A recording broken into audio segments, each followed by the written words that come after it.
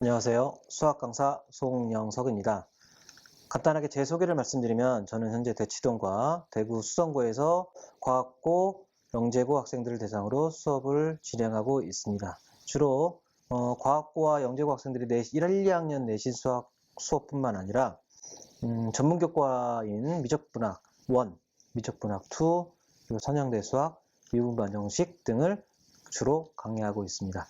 그러면 영재고 수업 경력, 제 경력에 대해서 말씀드리면 저는 대구 영재고에서 7년 동안 직접 학교에서 근무를 하면서 학생들을 지도했던 경험이 있었습니다. 학생들을 지도하면서 수업뿐만 아니라 학생들의 진로, 진학, 상담도 병행을 하면서 많은 경험을 쌓고 있었죠. 이런 경험들이 저에게 지금까지 제가 수업을 진행하고 수업을 구성하는데 많은 밑거름이 되지 않았나 이렇게 생각하고 있습니다. 영재고 수학에 대한 특징을 간단하게 말씀드리면 영재고에서 진행하는 수업은 크게 다르지 않습니다. 많은 부분 겹치는 경우가 많은데 거의 대부분의 학교가 수업 진행 속도, 수업 양들은 비슷비슷하다라고 생각할 수 있습니다. 하지만 학교별로 약간의 차이점은 있는데 예를 들면 서울영재고 같은 경우는 시험 문제가 8문제 정도밖에 출제되지 않지만 그 문제들이 어떤 특별한 유형의 문제들로 구성되어 있다라는 거고, 대구영재고 같은 경우는 시험 문제가 보통 한 20문제 정도, 120분에 20문제 정도 출제되지만 문제 난이도는 쉬운 문제, 계산 문제, 간단한 문제부터 고난이도의 어려운 문제까지 골고루 포진되어 있다. 그 다음에 경기나 대전 같은 경우는 문제 수가 15문제 정도 출제가 되고 120분에 15문제 정도 출제가 되고 있고, 문제도 딱 보면 어디서 봤던 문제네 같은 기시감이 들 것 같은 문제들로 구성되어 있지만 풀어보지 않으니까 새로운 우리가 알고 있는 문제들을 변형한 문제들, 그런 문제들로 구성되어 있다라고 생각할 수 있습니다. 방학 동안 여러분들이 그러면 영재고에 입학하기 전 방학 동안 어떻게 수업을 준비해야 되느냐라고 생각해 보면, 입학을 하게 되면 여러분들은 설렙니다. 그러면 하다 보면 수행평가를 보게 되고 바로 실험을 하고 어떤 학교 행사를 진행하다 보면 바로 그 이후에 바로 중간고사가 코앞으로 다가오게 되죠. 그래서 학교에서 어떤 수업을 듣고 새로운 내용을 배우고 학습하고 습득한다라고 생각한다면 큰일 나고, 그게 아니라 방학 때 미리미리 다 배운 후에 학교에서는 이미 배운 내용을 연습하는 과정만 필요하다라고 생각하시면 될 것 같습니다. 그래서 수학에 한정해서 여러분들이 방학 동안 해야 될 내용들을, 준비할 내용들을 간단하게 얘기해 보면, 첫 번째, 기존에 배웠던 내용, 개념, 정리들을 소홀하게 넘기지 말고 다시 한번 점검할 필요가 있다.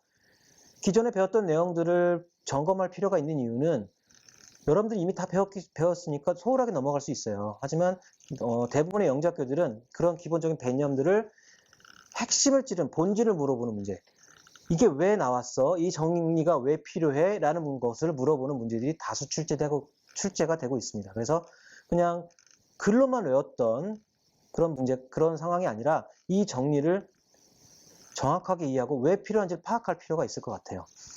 그래서 정리를 소홀하게 생각하지 말고 다시 한번 확인하자.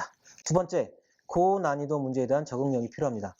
고난이도 문제를 푸는 이유는 이런 문제들이 시험 문제에 그대로 출제되면 참 좋겠다라고 생각을 할 수 있지만 그럴 리는 절대 없고, 이런 문제들을 많이 풀면서 여러분들이 어떤 문제가 나와도 나는 이 문제를 풀 수 있다라는 자신감을 얻을 수 있는, 그러니까 문제에 대한 감정적인 진입 장벽을 낮추는 것이 가장 큰 의미가 아닐까라고 생각하고 있습니다.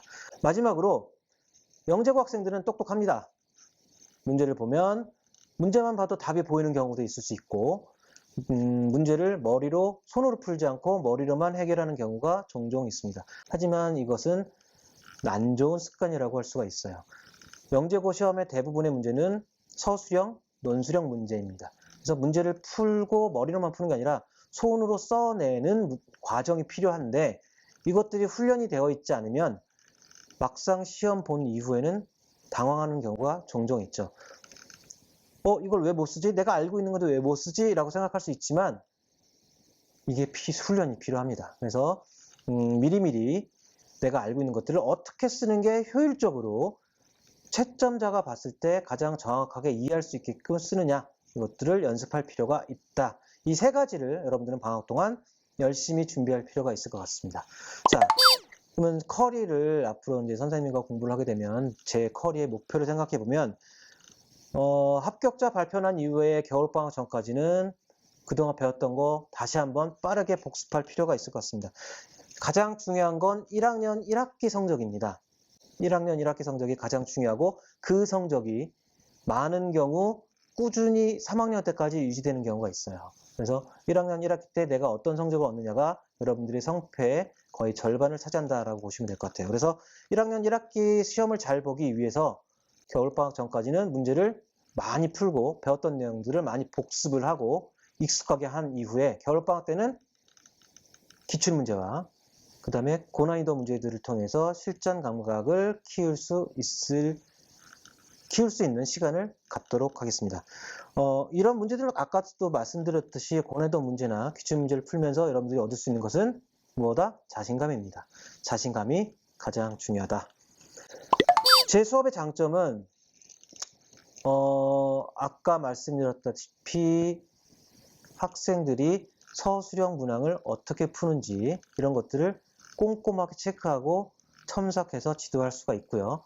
그 다음에 저는 학교에서 실제로 현장에서 수업을 진행했던 경험이 있었기 때문에 학생들의 얼굴만 봐도 이 학생이 처한 상황을 파악할 수가 있어요. 그래서 이 학생 개개인에 맞는 난이도의 문제들을 주고 그 개개인에 맞는 문제 풀이를 제공하고 그 다음에 아까 말씀드린 것 같은 서술형 문항에 대한 풀이도 첨삭하고 지도하는 것이 이 수업의 제 수업의 가장 큰 장점이 아닐까 이렇게 생각하고 있습니다.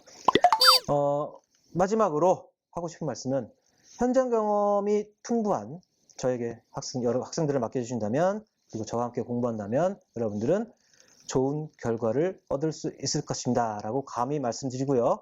믿고 맡겨주신다면 최선을 다해서 준비하고 최선을 다해서 공부하고 최고의 결과를 얻을 수 있도록 최선을 다하겠습니다. 감사합니다.